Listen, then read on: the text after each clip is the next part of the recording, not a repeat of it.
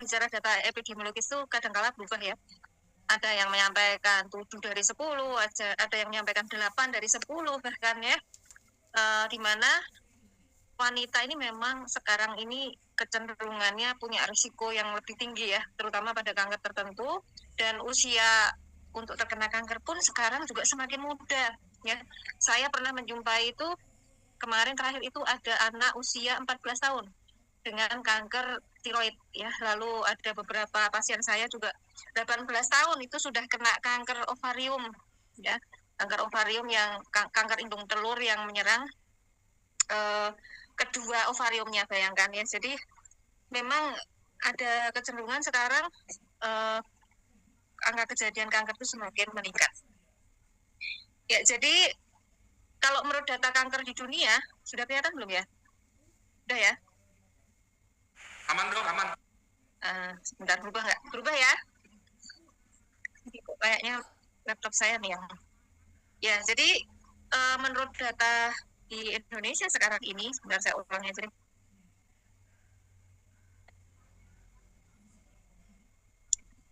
kanker yang paling sering pada wanita itu adalah kanker payudara terutama ya. Kemudian kanker serviks atau kanker leher rahim ya.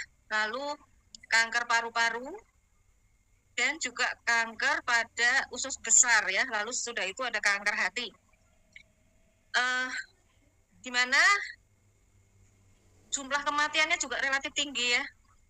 Baik pada laki-laki, pada perempuan pun sama ya. Jadi kanker semua pada laki-laki, perempuan tuh jumlah kematiannya tinggi. Nah, di Indonesia, ini data terakhir tahun 2018, itu angka kematian yang tertinggi itu disebabkan karena kanker paru-paru, baru kanker payudara, lalu kanker serviks ya, kemudian kanker hati dan seterusnya.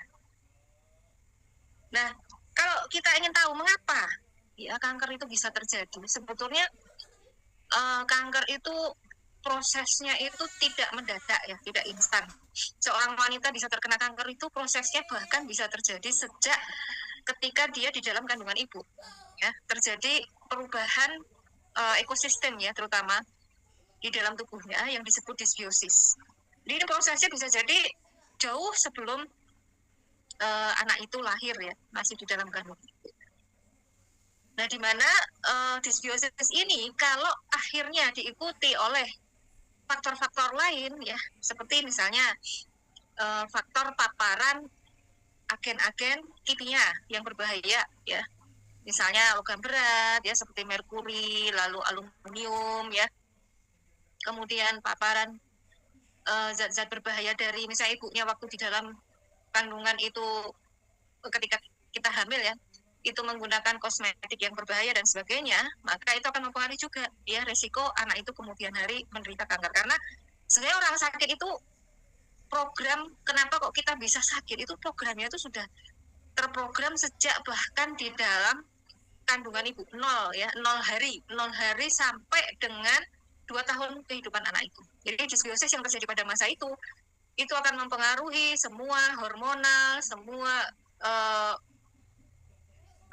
kemampuan metabolisme tubuh, kemampuan sistem imun kita, yang dampaknya ke depan kalau misalnya kita masih usia ya sekitar tadi 14 tahun ya, itu akan mempengaruhi risiko kita untuk terkena kanker bila kita terpapar oleh faktor-faktor lain ya, trigger dari lingkungan maupun dari makanan ya kan. Zaman sekarang kalau kita melihat anak-anak itu sukanya kan, bahkan SD aja udah pakai make up ya. Anak SD itu kadang-kala kalau saya lihat sekarang beda sama yang dulu ya, pakai bedak, pakai lipstick, bahkan yang namanya bedak aja sekarang bayi ada bedaknya khusus ya, bedak untuk bayi. Padahal komponen-komponen dalam bedak itu kalau saya lihat ya, kalau saya membaca komponen-komponen itu tidak aman sebetulnya ya, karena ada kandungan-kandungan yang berbahaya. Nah, belum lagi kalau makanannya tidak sehat ya, mengandung zat aditif yang berbahaya, kurang serat terutama ya, junk food yang proses food yang dia melalui proses-proses yang berbahaya. Belum lagi gaya hidupnya nggak sehat sekarang ya.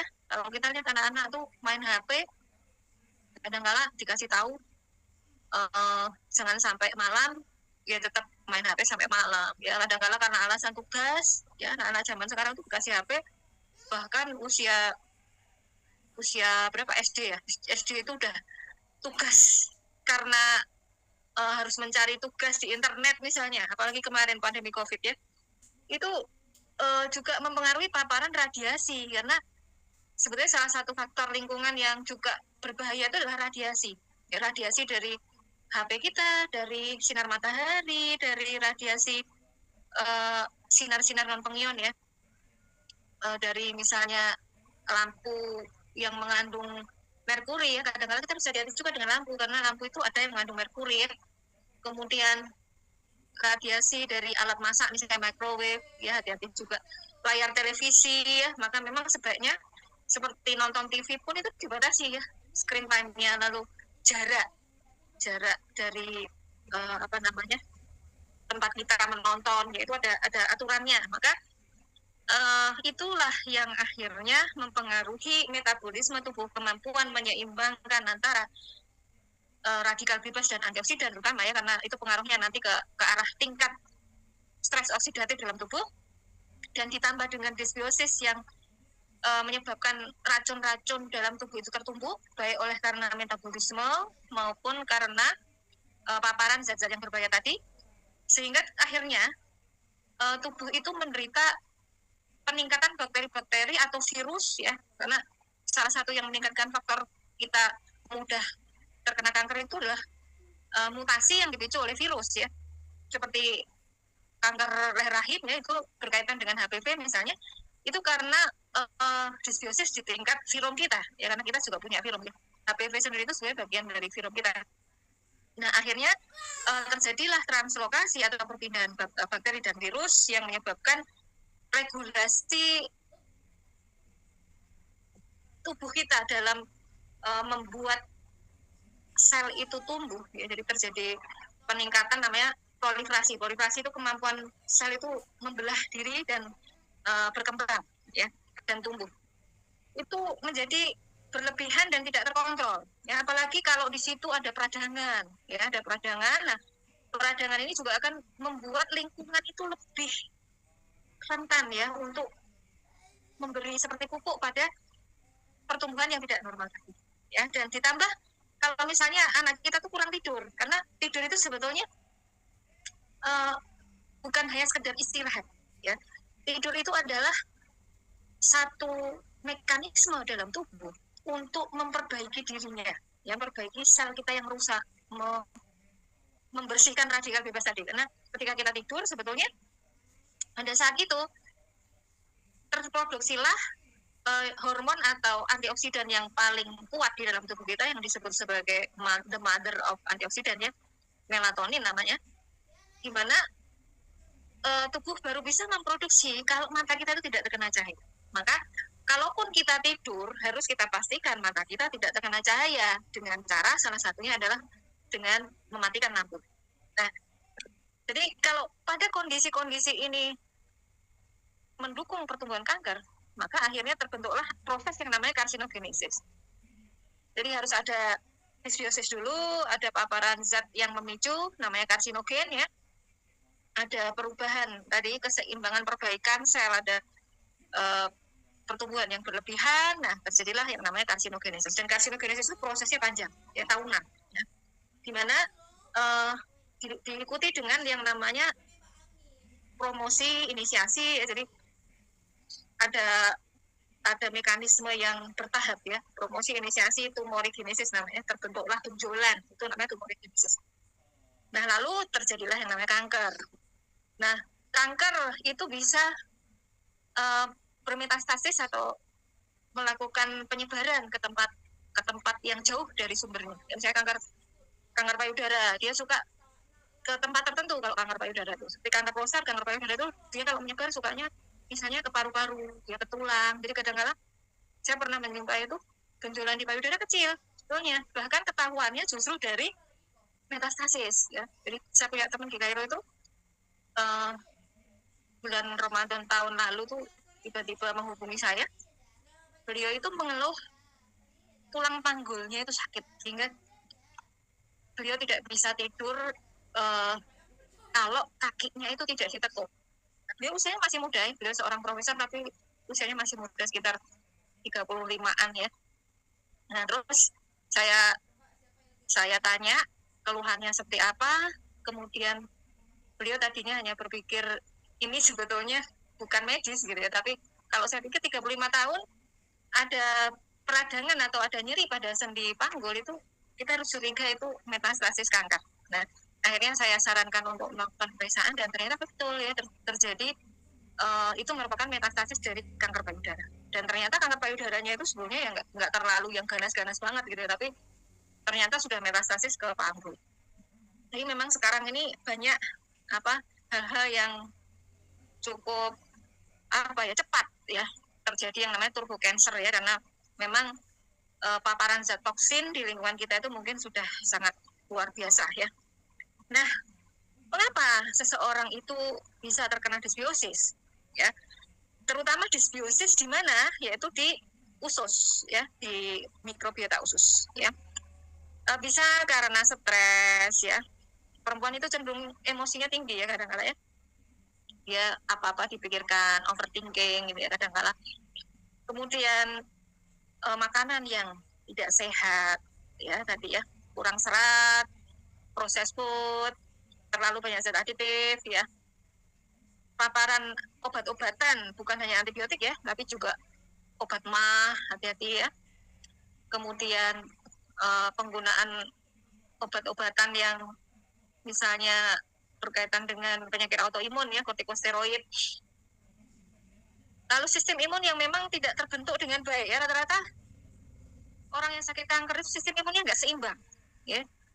Jadi ada kecenderungan ke arah, kalau sistem imun itu keseimbangan disebut antara T helper 1 dan T helper 2 gitu ya. Nah itu ke arah T helper 2. Artinya apa? Dia natural killernya, kalau T helper 1 itu ke arah natural killer, ke T helper sitotoksik yang ke arah membunuh sel-sel yang abnormal ya. Kalau para penderita kanker itu kecenderungannya ketidakseimbangan sistem imunnya itu ke arah T helper 2 yang menyebabkan kemampuan tubuh untuk membunuh sel kanker itu menjadi lemah gitu ya. Nah, orang-orang dengan kecenderungan ketidakseimbangan sistem imun ke arah T helper 2 ini orang-orang yang punya misalnya penyakit-penyakit alergi autoimun kadang-kadang ya. Kemudian kalau kita atau ibu kita mengalami infeksi itu juga akan mempengaruhi ekosistem pada usus kita. Nah, genetik juga. Ya, jadi ada beberapa polimorfisme namanya, variasi genetik namanya, yang menyebabkan orang tidak bisa memproduksi sinyal-sinyal yang dibutuhkan untuk membangunkan sistem imun yang membunuh sel tumor. Karena sebenarnya sistem imun itu adalah tentara penjaga kita kalau ada perkembangan atau proliferasi sel yang berlebihan tadi. Ya, tapi kalau sistem imun kita sudah keok dulu karena stres, karena tadi ketidakseimbangan dan karena genetik, ya akhirnya kalau ada sel yang abnormal kita nggak bisa bunuh gitu ya. Nah lalu orang yang terlalu higien itu juga nggak baik ya. Orang yang kecenderungannya kayak COVID kemarin ada yang sangat higien apa-apa disemproti pakai antiseptik, nah itu juga berbahaya ya. Jadi penggunaan antiseptik berlebihan, kalau pada perempuan kadang-kadang mencuci kelaminnya juga pakai antiseptik misalnya, itu juga nggak baik ya, karena justru itu akan menimbulkan dysbiosis. Nah lalu geographical location-nya, ada beberapa kanker yang dia berkaitan dengan lokasi geografi ya, di mana memang ya yang namanya lokasi geografi itu akan mempengaruhi juga jenis mikrobiota yang ada di lingkungan itu ya, terutama kalau di perkotaan ada polusi, tentunya bakteri-bakteri yang ada di perkotaan dengan bakteri-bakteri yang ada di desa gitu yang lingkungannya hijau akan berbeda. Lalu konsumsi alkohol ya, kemudian paparan rokok ya.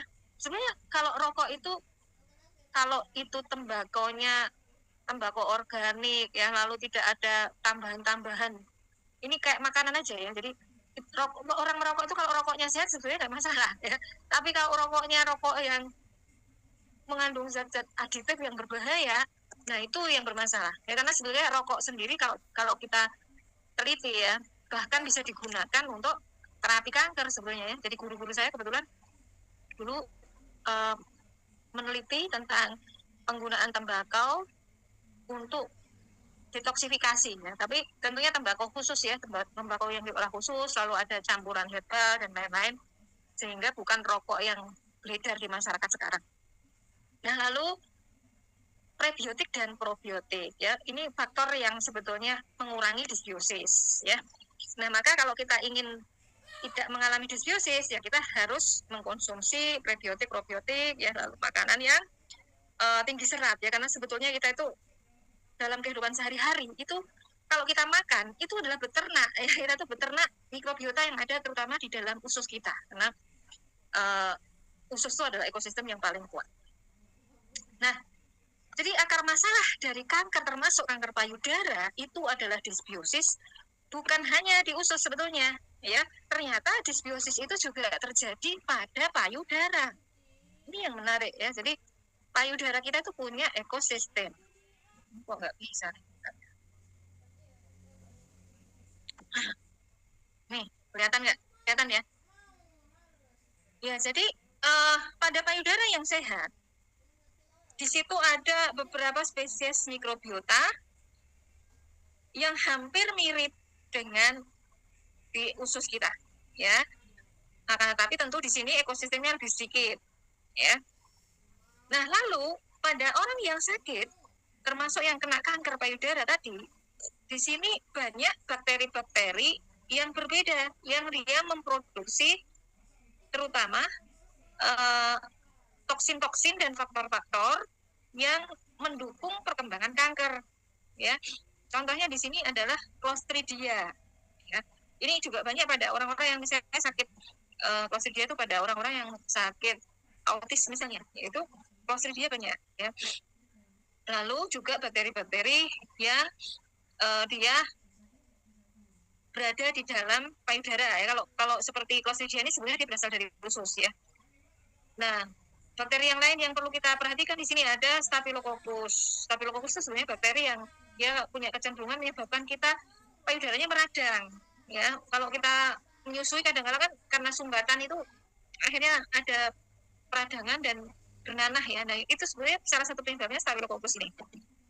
Nah, di sini juga banyak bakteri-bakteri yang kecenderungannya menyebabkan peradangan. Ya, ada lipopolisaccharid, bakteri yang mensintesa lipopolisakarida dan juga mempengaruhi kadar besi di dalam lingkungan ini ya, lingkungan payudara, sehingga akhirnya terjadi semacam peradangan yang terus-menerus gitu ya. Nah, lalu kita perhatikan faktor eksogen yang merusak DNA. Ya, ini juga penting kita perhatikan karena kadang-kadang kita tuh nggak sadar kita terpapar oleh zat toksin ya. Nah, kita lihat di sini pestisida. Ini ibu-ibu ini kadang-kadang meremehkan. Ya, ada coro sedikit, takut coro, semprot lah pakai pembunuh coro, insektisida. Ya, saya nggak mau nyebut merek ya. Nah, lalu ada apa lagi? Semut juga sama, ya. Jadi semut semprot aja, main semprot aja. Kadang-kadang nggak mikir kita menghirup apa tidak gitu ya. Tapi yang jelas yang nempel pestisida itu kan nempel walaupun kita pakai masker pun ya. Makanya kalau kita takut coro atau takut semut tuh sebetulnya nggak perlu pestisida sih ya. Ada bahan-bahan alami yang lain ya. Daripada kita berisiko untuk terkena zat-zat yang merusak gen kita ya. Nah, lalu glifosat. Glifosat sama ya. Glifosat ini juga pestisida yang digunakan petani untuk membunuh gulma. Nah, banyak produk-produk pertanian kita yang terpapar oleh glifosat ini. Ya. Tanaman-tanaman yang kecenderungan menyerap glifosat lebih banyak, itu kita harus hati-hati juga. Ya. Contohnya jagung, kol, melon, ya. Itu tanaman-tanaman yang kecenderungannya menyerap glifosat banyak. Kalau bisa carilah yang organik. Kalau tidak bisa, ya kita harus mencucinya. Sayuran terus direndam dulu dengan paling tidak kita sedia baking soda. Ya, baking soda itu sebetulnya pengganti banyak hal ya, serbaguna itu, bahkan bisa kita minum ya. Carilah baking soda yang baik, yang dia food grade ya, karena baking soda itu kalau food grade kita bisa menggunakan untuk bikin pancake, untuk kita campur air putih kita untuk kita minum ya, untuk merendam sayuran ya, untuk pembersih ya, untuk bikin odol, untuk bikin deodoran yang alami sebenarnya bisa ya.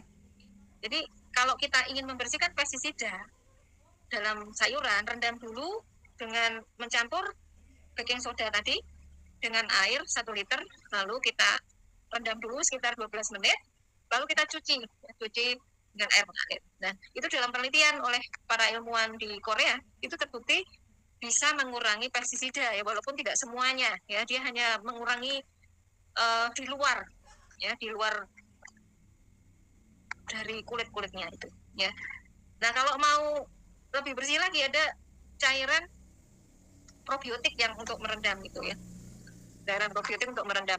Tapi ya paling enak sebetulnya ya kita menanam sendiri ya, jelas kita tahu itu organik ya, makanya kenapa saya di YouTube channel saya mengajarkan yang namanya microgreen ya, karena microgreen itu kalau untuk perkotaan mudah ya, hanya berbekal biji, panen sekitar 7-14 hari kita sudah panen, nggak perlu sinar matahari yang kuat, terus tidak perlu juga pakai tanah ya, medianya bisa pakai air, bisa pakai bahkan kain yang dibasahi ya, kita sudah bisa makan organik. Itu adalah cara menghindari pestisida. Nah, lalu yang perlu kita perhatikan lagi adalah misalnya bungkus makanan ya, kadang-kadang kita beli makanan bakso misalnya, sama pedagangnya dibungkusnya pakai plastik. Nah, plastik ini adalah sumber dari bisphenol namanya ya, juga polybromate diphenyl ester ya sebetulnya ya, di mana dia punya sifat karsinogenetik ya, apalagi kalau terpapar panas maka dia akan masuk ke dalam makanan kita ya. Maka mulai sekarang kalau kita harus beli makanan, lebih baik kita bawa tempat sendiri ya, bisa dari kaca, bisa dari stainless ya. Kemudian juga kita harus hati-hati baju kita ya, baju kita ini mempengaruhi bahkan frekuensi tubuh kita ya. Maka kenapa sih bahkan di rumah sakit dulu yang namanya baju pasien, yang namanya garmen untuk apa, bantal, untuk bed itu pakainya katun ya, katun 100% atau linen ya, karena ternyata itu juga akan mempengaruhi baju-baju kita sekarang ini, kebanyakan ada campuran polyester. Nah, inilah yang kita harus berhati-hati, karena polyester itu bisa masuk ke dalam kulit kita ya, masuk ke dalam tubuh kita. Nah, ini juga bersifat karsinogenetik. Lalu bakar-bakaran sampah ya, bakar-bakaran sampah itu hati-hati ya, masyarakat itu sekarang mudah sekali membakar sampah. Ibu-ibu tuh kadang-kala pengennya rumah bersih aja, tiap hari kalau bisa semua plastik dibakar ya, dikasih tahu nggak nurut itu kadang-kala. Nah, membakar sampah tanpa insinerator, kalau itu mengandung plastik, softtek apalagi ya, pembalut bukan, maaf saya sebut merek. Nah, itu akan menyebarkan partikel-partikel yang dia berbahaya ya kalau terhirup atau tersebar di lingkungan ya. Maka itulah kenapa pemerintah pun ya melarang membakar sampah ya, karena membakar sampah itu mencemari lingkungan, apalagi kalau sampahnya campuran seperti itu ya. Nah, lalu heavy metal, nah kadang-kala kita beli baterai ya, itu mengandung kadmium, kemudian logam yang lain ya, lead, Pb ini ya, arsenik ini yang kita perlu hati-hati. Arsenik itu bahkan ada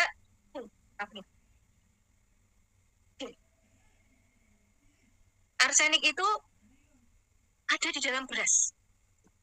Pernah dengar nggak arsenik itu ada dalam beras? Semua beras di Indonesia, walaupun seorganik apapun, itu mengandung arsen. Arsen itu apa? Arsen itu racun tikus. Kalau kita pengen tahu arsen itu apa ya, dia berbentuk serbuk putih kalau dijual di toko kimia. Kemudian tidak berbau dan tidak berasa. Nah, karena beras mengandung arsen, maka cara masaknya harus benar, karena arsen itu sebenarnya sesuatu yang mudah menguap. Ya, makanya kalau zaman dulu orang masak nasi itu kan, nenek saya dulu pakai kukusan ya, kadang-kadang ditambahi daun salam itu loh, lalu bawang, kalau orang Sunda kasih bawang merah ya, nasi liwet itu ya, ada ngalah pete kan kalau orang Sunda ya. Nah, sebetulnya itu metode untuk mengurangi arsen, karena arsen itu terikat dengan bawang. Lalu karena dia mudah menguap, kalau orang zaman dulu masak nasi ditaruh setelah dikukusan, lalu ditumpulkan ya, lalu dibiarkan uapnya itu hilang. Kalau zaman sekarang orang kalau makan nasi nggak panas rasanya kan merasa kurang gitu ya, nggak kurang nikmat ya. Pengennya kalau makan nasi yang anget-anget, yang panas gitu ya. Dan masaknya pakai magic jar. Nah itu yang kita harus hati-hati, apalagi kalau magic jar-nya dari bahan plastik, aduh ya, apalagi kalau dalamnya pakai aluminium. Nah itu, maka kalau kita masak pakai magic jar, pastikan bahannya dari stainless dalamnya atau dari keramik ya. Saya pernah beli itu magic jar itu dari tanah liat, harganya mahal dan mudah pecah ya. Tapi ya kalau mau aman ya masaknya seperti itu tadi ya, di liwet lalu dikukus ya. Terus kalau pakai magic jar dibuka ketika sudah jeglek itu, udah naik itunya ya, tanda bahwa dia sudah matang kan ya. Aduk, biarkan uapnya keluar. Nah itu salah satu metode untuk mengurangi arsen, atau dengan menambahkan bawang nanti ya. Itu juga salah satu cara. Nah, heavy metal juga bisa kita peroleh dari lipstick, dari alas bedak ya, itu hati-hati ya. Nah lalu sekarang juga yang harus hati-hati, engineer nanomaterial ya. Ini contohnya graphene oxide, titanium dioxide, dan teknologi nano-nano ini sekarang digunakan pada beberapa produk kesehatan ya, seperti vaksin, lalu juga pada geoengineering ya, untuk membentuk awan. Maka kalau ada hujan, terutama pada saat burst yang pertama, pada saat hujannya jatuh yang pertama, itu jangan kita hujan-hujanan ya. Kadang-kadang udah orang wah hujan, terus kita mau mencari berkah hujan gitu, terus hujan-hujanan gitu. Tapi hati-hati sekarang karena geoengineering itu, dan juga karena polusi ya, hujan itu banyak mengandung kandungan-kandungan zat yang berbahaya, terutama pada saat pertama kali hujan turun. Nah lalu titanium dioxide ini kalau saya baca alas bedak itu rata-rata mengandung titanium dioxide ya. Ibu-ibu kalau beli bedak dibaca nggak? Coba dibaca ya. Lipstik juga begitu. Bahkan merek-merek yang katanya itu sehat ya, saya kalau beli, saya pengen cantik kadang-kala ya, kadang-kala pengen untuk self care, self love, dandan gitu ya, saya pakai satu merek kosmetik tuh yang katanya dia organik, yang berbahan dari tanaman. Tetapi dari beberapa produknya ternyata tidak semuanya bebas dari titanium dioxide, tidak bebas dari aluminium hidroksida ya. Jadi ada beberapa tambahan aluminium hidroksida, kita juga harus hati-hati itu. Biasanya untuk deodoran ya. Termasuk tawas ya. Tawas hati-hati, tawas itu aluminium ya. Walaupun orang bilang ini alami ya. Alami belum tentu juga baik ya. Tadi saya bilang arsen juga ada dalam beras yang organik ya. Nah tawas itu tidak baik untuk digunakan untuk deodoran ya. Lalu titanium dioxide ini, jadi ada satu merek yang dia benar-benar bebas ini, dan tapi ya itu tadi kita harus baca ya, karena pada merek itu pun ada beberapa yang mengandung itu gitu ya. Jadi walaupun dia bilang ini bahan alami organik, tapi ternyata dari semua produknya itu hanya beberapa yang benar bebas dari titanium dioxide dan aluminium. Saya nggak pakai deodorannya mereka juga karena tidak bebas dari aluminium. Nah lalu titanium dioxide juga karena itu ada pada lipstick, saya hanya pakai beberapa punyanya dia lipstick itu, tapi harganya mahal sekali ya, mahal sekali itu. Jadi, jarang saya pakai kalau kadang-kala pengen cantik saja ya. Nah, nano engineering bisa menyebabkan stres oksidatif, dysbiosis, dan juga immunotoxicity. Nah, ini harus hati-hati ya. Makanya ibu-ibu kalau dandan sekarang coba deh dandannya itu selain produknya apa tadi ya, juga dibaca komponennya, terus dandannya disesuaikan niatnya. Jadi niat dandan itu untuk apa sih ya, karena dandan itu kan sebenarnya untuk siapa, untuk orang yang kita cintai kan ya. Makanya sebenarnya niat dandan itu untuk melindungi ya, untuk biar kita nggak terkena sinar matahari langsung. Nah masalahnya sunblock yang kita pakai, rata-rata sunblock itu juga tidak sehat, apalagi kalau terpapar sinar matahari. Bayangkan sinar matahari itu berarti sinar yang akan mempercepat penyerapan zat-zat toksik itu ke dalam tubuh kita kalau kita pakai zat toksik di muka kita ya. Itu salah satu alasan kenapa saya memutuskan pakai cadar ya, karena selain saya menderita lupus juga, yang kedua supaya mengurangi paparan zat-zat toksik dan supaya nggak perlu pakai make up terlalu sering ya. Nah, personal care product ya, skincare termasuk skincare, lalu apa lagi? Termasuk deodoran, sampo ya, kemudian hand body. Bayangkan ya, kita tuh kadang-kadang habis mandi ya pengen biar kulitnya lembut, pakailah kita hand body ya, padahal mengandung pengawet, salah satunya metil paraben dan propil paraben. Dan yang menyedihkan di Indonesia ya, sekarang tidak wajib mencantumkan metil paraben dan propil paraben. Bayangkan ya, saya pernah kebetulan ada pameran skincare gitu ya di rumah sakit, terus brand yang katanya untuk muslimah gitu ya, itu saya tanya, ini bebas paraben apa tidak gitu ya. Mereka bilang ya ini tidak dicantumkan di sini ada paraben, tapi sekarang boleh kok tidak mencantumkan metil paraben ya, tapi ada gitu ya. Ya alhamdulillah jujur ya brandnya itu ya, tapi ini justru menimbulkan ketakutan ya. Kenapa? Karena harusnya dicantumkan ya, metil paraben dan propil paraben itu adalah pengawet pada skincare yang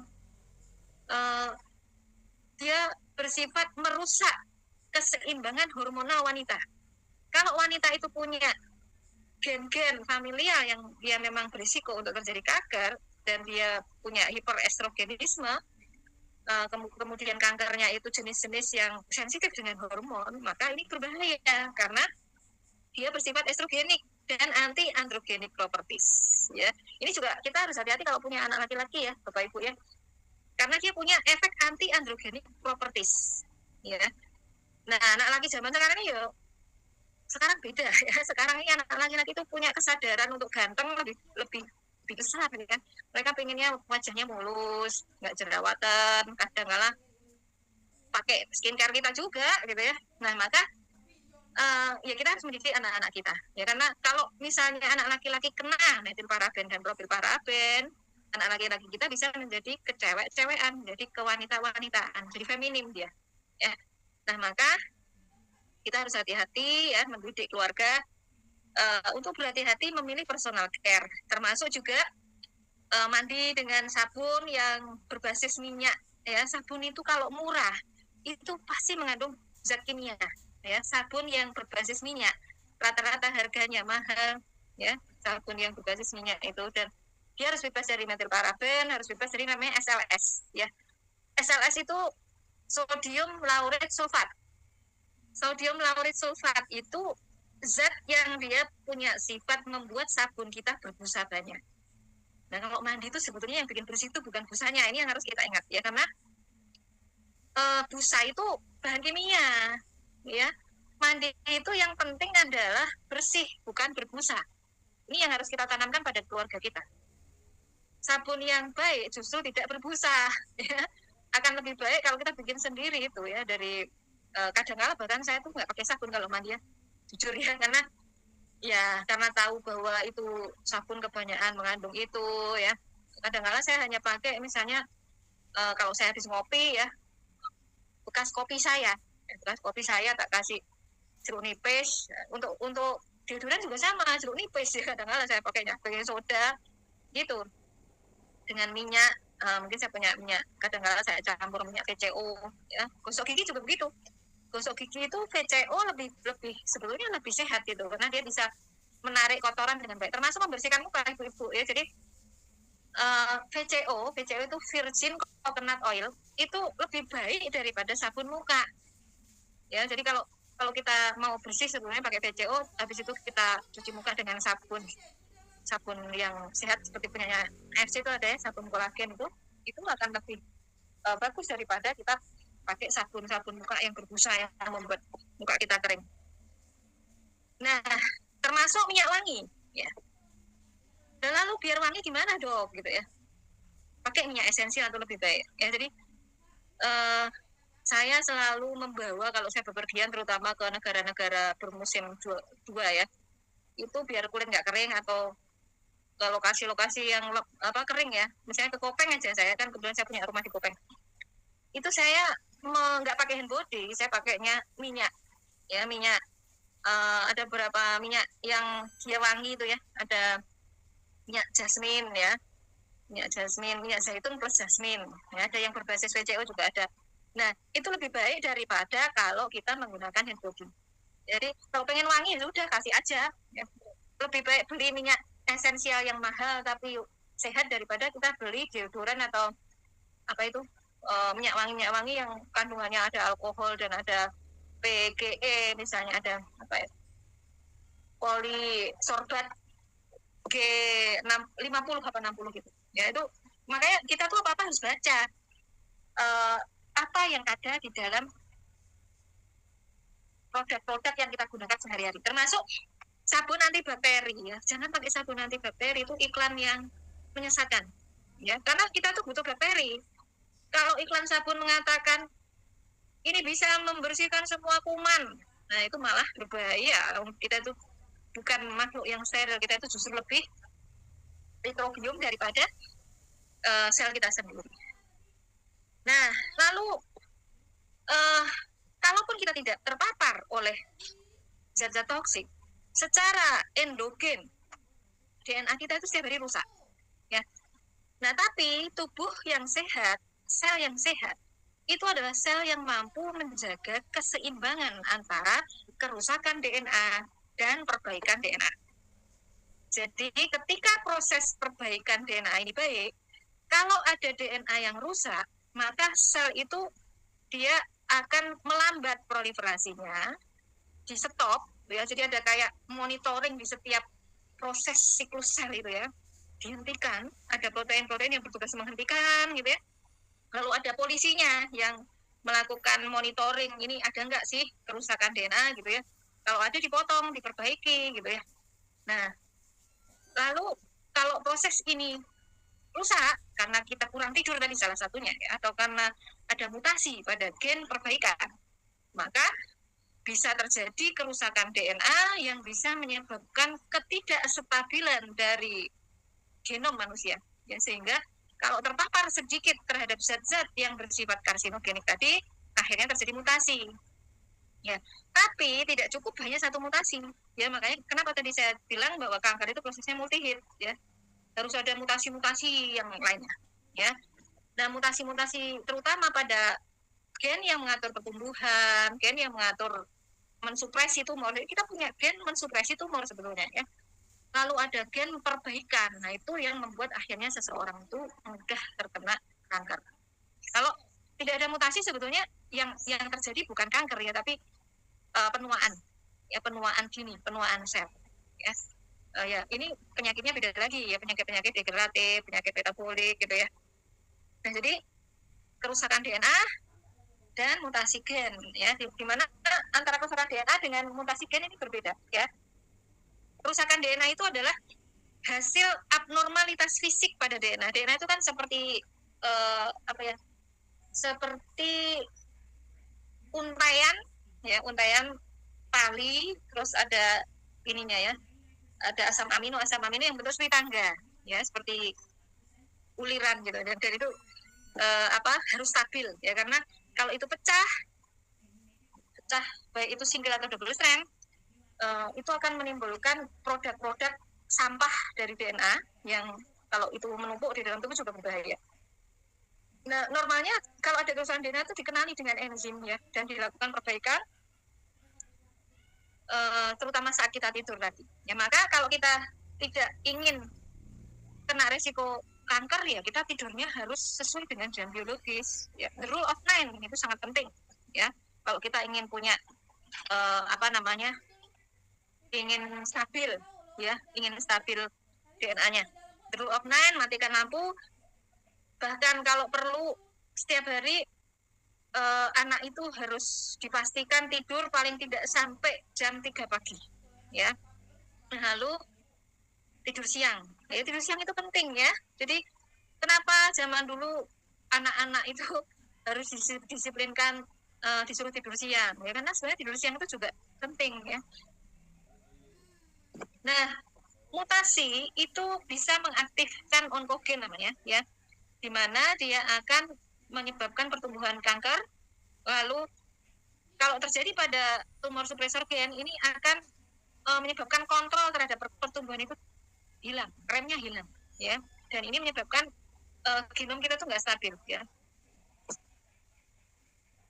Nah ini gambaran kalau ada paparan toksin dari dalam, seperti misalnya tadi kalau makanan kita nggak sehat ya, ini dia akan meningkatkan asap pedu ya. Lalu akhirnya apa?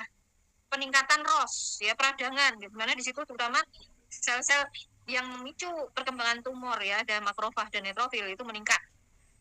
Ada radikal oksigen maupun ada radikal nitrogen. Nah, lalu kalau kita terpapar tadi ya, asap rokok, radiasi, virus yang nggak seimbang, karena sebenarnya tubuh kita tuh juga ada virusnya ya. Epstein-Barr virus tuh ada di dalam tenggorokan kita ya. HPV juga ada ya. Virus-virus yang kita anggap dia memicu kanker itu ada dalam tubuh kita.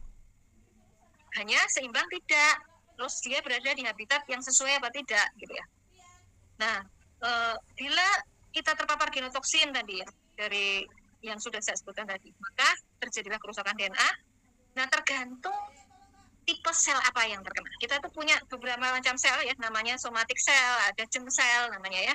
Somatic cell itu yang membentuk sel-sel tubuh kita ya, misalnya sel otot, sel rambut, sel kulit. Ya kalau germline atau germ cell itu yang membentuk seluruh tubuh manusia ya. Jadi kalau kita picu di dalam laboratorium, kalau kita memicu germ cell itu bisa jadi cloningan kita gitu ya. Kalau somatik enggak ya, somatik paling kalau kita picu di laboratorium jadinya ya hanya satu macam sel gitu ya. Nah, kalau kerusakan itu terkena pada somatic cell, maka yang terjadi adalah perubahan pada terutama repair DNA ya, repair gen ya. Nah, tetapi walaupun itu hanya mengenai somatik, ini juga akan memicu mutasi kalau tidak diperbaiki ya. Nah, ditambah kalau terjadi mutasi pada germline ya, di mana germline itu dia ada sekitar 34 DNA repair gen ya. Ini juga akan mengganggu kemampuan perbaikan DNA. Nah, ditambah lagi kalau ada epigenetic alteration ya, ada perubahan di tadi struktur DNA yang menjaga keutuhan DNA ya. Jadi tiang-tiangnya ya. Ini bisa berupa perubahan pada mikroRNA, metilasi ya, lalu modifikasi histone dan chromatin remodeling ya, di mana akhirnya itu nggak stabil genom kita ya, DNA kita nggak stabil, apalagi ditambah mutasi BRCA ini familial, ini gen familial ya ini ya, pada kromosom 13 ini pada orang-orang yang keluarganya tuh punya riwayat kanker payudara rata-rata ya, kanker ovarium mungkin, kadang-kala kankernya nggak cuma satu jenis ya. Nah lalu mutasi-mutasi pada gen-gen perbaikan yang lain ya.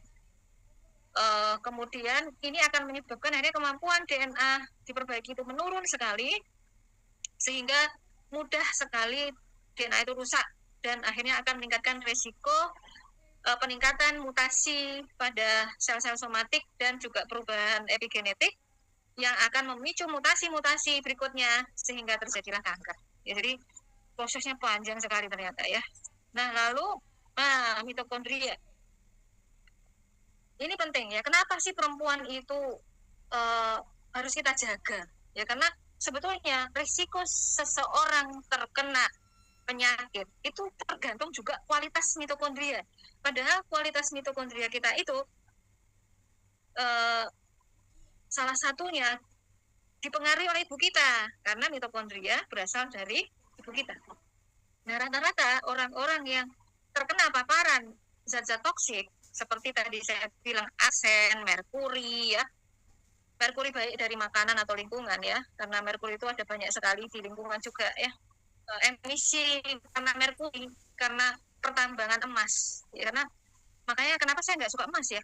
Karena salah satunya pertambangan emas itu memicu kerusakan lingkungan. Salah satunya karena peningkatan emisi merkuri ke lingkungan. Ya, akhirnya perairan, tanah, udara kita tuh tercemar sama merkuri. Bahkan hutan-hutan yang harusnya belum terjamah sama manusia, hutan Amazon itu udah terkena merkuri. Ya. Nah itu menyebabkan disfungsi mitokondria. Mitokondria ini sangat penting, itu ibaratnya PLN kita, seperti listrik dalam tubuh kita. Ya, kalau mitokondria rusak, otomatis produksi energi sel yang disebut ATP itu akan menurun, dan ini akan mempengaruhi semua metabolisme dalam tubuh kita. Ya, maka kalau kita mengobati kanker itu salah satu yang harus kita obati mitokondrianya. Ya, nah mitokondria juga merupakan organel sel yang berkaitan dengan regulasi kematian sel. Ya, nah sebetulnya kalau regulasi mitokondria baik, sel yang tadi abnormal itu bisa bunuh diri sendiri dengan cara pengaktifan apoptosis di dalam sel itu ya. Nah, lalu yang menarik di sini, mitokondria itu bisa diperbaiki dengan yang namanya autofagi. Ya, autofagi atau mitofagi ya, diregenerasi dengan autofagi dan mitofagi yang bisa dipicu dengan puasa, dengan kita melakukan aktivitas fisik ya, dengan hanya menunda misalnya minum sebelum makan, sudah makan, itu kita harus bersyukur sekali ya, karena mekanisme dalam tubuh kita itu sebenarnya sama Allah sudah dibangun bagaimana caranya supaya tubuh itu punya kemampuan meregenerasi dirinya sendiri ya. Nah, disfungsi mitokondria itu paparan bukan hanya lingkungan tadi yang bisa menyebabkan ya, tapi juga ada faktor genetik, lalu penuaan, lifestyle ya, kemudian produk-produk biochemical dari tubuh. Nah, di mana kalau terjadi mitokondrial dysfunction, maka akan terjadi stres oksidatif meningkat, ATP menurun, akhirnya terjadilah peningkatan akumulasi protein-protein amiloid di dalam tubuh yang akan meningkatkan lingkungan itu menjadi asam, ya, oxidative environment, asam, abnormalitas cellular metabolism, dan bisa menyebabkan metabolic disease, bukan hanya kanker, ya. Nah, ini kalau misalnya terjadi kerusakan DNA dan dampaknya tidak selalu kanker ya sebetulnya, tapi juga penuaan dan penyakit metabolik. Ini teori-teori penuaan. Nah, lalu bagaimana sih dok supaya kita tidak terkena kanker? Ya, nah kita harus mengenali diri. Apakah kita punya faktor risiko yang saya sebutkan tadi ya? Kalau pada wanita terutama, diingat-ingat kita pertama kali pertama kali mendapatkan haid itu kapan? Ya, karena risiko seseorang terkena kanker itu salah satunya ditentukan oleh usia pertama kali ketika mendapatkan haid. Ya. Jadi kalau di bawah 12 tahun sudah haid, nah kita harus hati-hati, berarti itu ada ketidakseimbangan hormon. Ya, pubertas prikok namanya, biasanya orang-orang yang hiperestrogen, ya, kegemukan, hiperestrogen biasanya. Wanita yang tidak menikah, ini juga punya risiko yang tinggi karena kecenderungan wanita yang tidak menikah otomatis juga dia neurotransmitter hormonalnya itu tidak seimbang ya, karena dengan hamil punya anak itu kan ada dinamika hormonal ya pada perempuan ya. Progesteron itu salah satu pelindung kita sebetulnya ya, karena kalau kita hamil itu kan mengeluarkan hormon progesteron. Terus prolaktin, oksitosin itu keluar ketika kita menyusui anak kita, ketika kita berhubungan suami istri ya. Kalau kita nggak pernah berhubungan suami istri, nah itu susahnya. Kalau kita punya metode lain untuk memicu oksitosin dan prolaktin dan progesteron ya. Nah, jadi salah satu cara supaya kita tidak berisiko terkena kanker ya menikah ya. Wanita menikah tidak memiliki anak ini juga punya risiko ya, karena orang yang tidak punya anak otomatis rahimnya itu juga mudah terkena kanker endometrium ya, karena hormonal hiperestrogenisme itu juga akan memicu penebalan atau proliferasi dari rahim. Melahirkan anak pertama pada usia muda sekali. Jadi sebelumnya bukan usia muda sekali sama usia di atas 30 tahun itu harus hati-hati ya. Usia muda sekali itu contohnya gimana? Usia di mana mukosa rahim atau leher rahim itu sebenarnya belum matang, ya. Usia kurang dari 16 tahun. Jadi menikah terlalu muda, kemudian akhirnya punya anak terlalu muda itu juga berisiko untuk terkena kanker rahim, ya. Kalau melahirkan anak pertama di atas usia 30 tahun ini resikonya ke kanker payudara, ke kanker endometrium gitu ya, karena berkaitan dengan hiperestrogenisme sebenarnya. Tidak menyusui itu juga berisiko untuk terjadi kanker payudara. Jadi kita punya bayi tapi nggak mau menyusui atau tidak bisa menyusui itu juga terkena kanker payudara. Menggunakan kontrasepsi baik hormonal maupun misalnya IUD, ya, karena kontrasepsi itu mengacaukan keseimbangan hormonal seorang wanita. Kalau kita pakai IUD membuat radang terus-menerus pada rahim, ya, maka kontrasepsi itu sebaiknya, apalagi kalau kita punya risiko kanker, keluarga kita punya riwayat kanker, pilihlah kontrasepsi yang dia alami, ya. Jadi dengan misalnya menggunakan bahan-bahan alami, ya. Kalau pada laki-laki itu biasanya bisa pakai pare, ya, atau buah apa itu, buah yang nempel di pohonnya itu namanya buah apa saya lupa, buah nanti dicari. Nah, lalu dengan menghitung siklus, ya. Jadi kalau siklus ovulasi itu biasanya terjadi setelah 14 hari setelah menstruasi hari pertama, ya, maka kita harus menghindari paling tidak 7 hari sebelum ovulasi dan 7 hari sesudah ovulasi, ya, karena sperma itu bertahan hidup setidaknya ya sekitar 7 hari, ya. Maka harus menandai itu paling tidak 3 bulan, ya, siklus mens terutama kalau yang teratur 28 hari, ya. Itu ditandai aja ovulasinya hari apa, tinggal dihitung mundur, dihitung maju, ya. Tapi ya kasihan suami, ya, karena kalau abstinensi ya pada 2 minggu kan kasihan, ya, karena produksi sperma itu 3-4 hari, ya. Sebaiknya suami istri itu kan berhubungan paling tidak 3-4 hari sekali.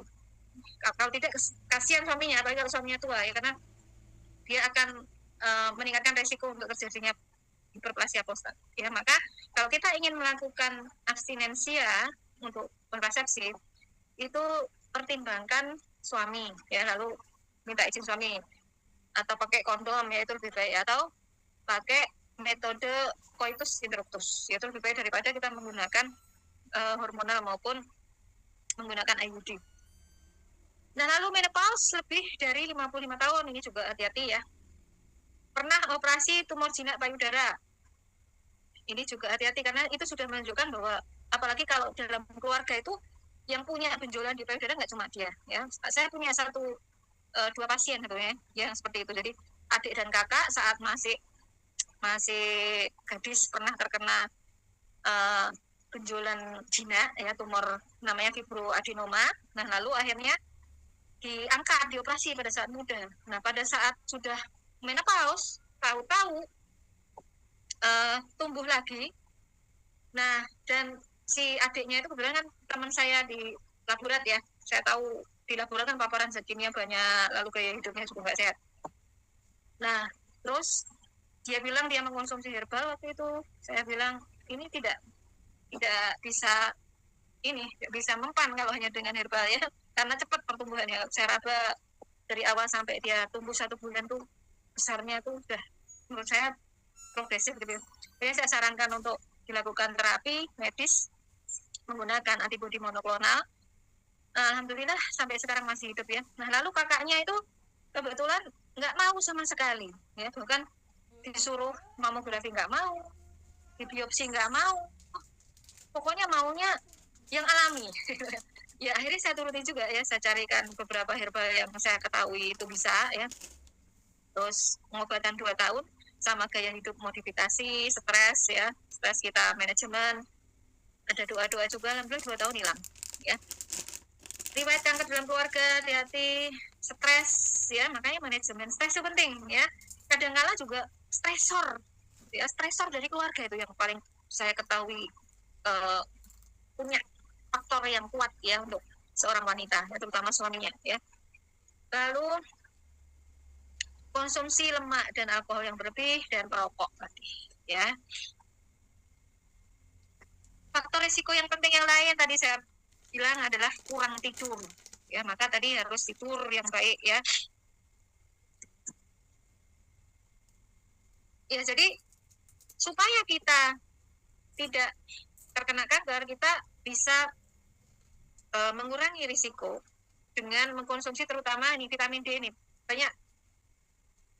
Banyak perempuan yang terkena kanker itu adalah tipe-tipe workaholic yang suka lembur, pagi sudah berangkat ke kantor, dandan cantik, pulang malam, nggak pernah terkena sinar matahari, makan juga jajan ya. Apalagi makanannya mie instan ya, kalau malam kadang-kadang nasi goreng gitu-gitu ya. Nah, ini akhirnya rata-rata orang yang sakit kanker itu vitamin D-nya rendah ya. Maka salah satu cara untuk menghindari terkena kanker payudara adalah mengkonsumsi makanan yang meningkatkan vitamin D. Makan makanan dari produk susu, yogurt, ikan, ya, jamur. Kemudian juga magnesium, makanan-makanan yang tinggi magnesium, ya, kacang-kacangan. Kemudian pisang itu tinggi magnesium. Termasuk kalau kita lembur, ya, banyak aja makan yang mengandung pisang, ya, karena dia kandungan triptofannya banyak, ya, makanan yang mengandung triptofan. Nah, juga kita harus perhatikan tadi, karena itu berkaitan dengan efek peradangan, proliferasi, stres oksidatif, berarti kita membutuhkan anti radang, makanan yang bersifat anti radang, antioksidan, dan menyeimbangkan sistem imun. Ya, nah, ini kaitan dengan magnesium tadi ya. Kekurangan magnesium itu juga salah satu faktornya. Ya, nah mungkin itu yang bisa saya sampaikan. Silahkan bila ada yang mau bertanya. Nah, lihat dulu nih. Sudah ada pertanyaan belum? 13. Masya Allah, nih dari Jakarta hadir. Ini ya benar, chemtrail, ya benar sekali nih. Ini di Amerika nih sudah terbukti ternyata itu bukan konspirasi ya chemtrail itu. Jadi di Amerika ini sedang ada investigasi yang luar biasa dan berusaha menangkap orang-orang yang melakukan penelitian-penelitian yang berbahaya, geoengineering, dan juga penggunaan pestisida ya di Amerika. Merek untuk baking soda itu saya pakainya Hammer, Bu, ya. Saya beli biasanya di Superindo, ada kok, Superindo, Indofarmer, Gelail. Nah, lalu cuka apel tuh ternyata juga tidak terlalu bisa membersihkan pestisida dan rasanya bisa berubah kadang-kala ya. Kalau mau beli cuka apel, cari yang masih ada mother cukanya ya. Kalau saya beli itu yang Vinega itu dia apelnya apel organik dan halal ya. Jadi kalau beli cuka apel itu perhatikan kehalalannya ya. Kalau dia ada cidernya itu berarti nggak halal, karena kalau dia ada cidernya dia dibuat dari wine ya, dari apa, anggur dari wine itu, dari bir gitu ya, dari Hammer. Nah, kalau cuka apel yang tadi saya sebut itu dari apel, bukan dari apelnya ya. Dan kalau yang merek Vinega itu ada beberapa jenis cuka sih, nggak cuma dari apel ya. Jadi ada cuka nanas, ada cuka apa lagi ya, kayaknya ada beberapa varian ya. Dan ada mothernya tadi. Saya biasanya beli kalau Vinega itu di The Farmer. Make up saya pakai, saya kasih bocoran ya. Nggak apa-apa nih sebut merek ya, Bangga. The Body Shop. Ya, The Body Shop saya pakai hanya ininya sih lipstick ya, tapi hati-hati sekali lagi ya, lipsticknya tidak semuanya bebas itu. Terus deodoran saya nggak pakai merek dia. Deodoran seperti tadi saya bilang, saya beli yang dari PCO ada ya. Kalau nggak mau ribet, kalau keluar negeri masa mau bawa jeruk nipis, saya nggak bisa ya. Kadang-kadang keluar kota juga nggak bisa beli jeruk nipis gitu. Jadi saya punya bentuknya itu hanya seperti ini sih, oles. Jadi dia bentuknya itu kayak krim dioles ke ketek ya. Saya beli di mana ya itu? kayaknya di toko-toko skincare dan gitu ya, kayak Miniso Miniso gitu tapi bukan Miniso. Terus alas bedak The Body Shop itu yang cair, ya kan ada beberapa macam alas bedak ya, yang apa pakai kayak inilah bedak itu sama yang cair. Nah saya pakainya yang cair dari The Body Shop, jadi dia basisnya minyak, jadi ada ininya minyak di dalamnya. Dan kalau The Body Shop itu saya sukanya bisa tukar apanya wadahnya itu loh, gitu. Jadi itu juga dia eco ini ya, eco green gitu, maksudnya yang eco ekonomi ya. Jadi mengurangi penggunaan plastik. Metil paraben dan propil paraben, nah rata-rata di kosmetik ada, jadi harus hati-hati ya. Kalau yang tidak ada skincare yang relatif murah dan mengandung mikrobiom ya, itu Hanasui itu ya, tapi tidak semua Hanasui ya, jadi harus lihat-lihat juga tadi ya. Hanasui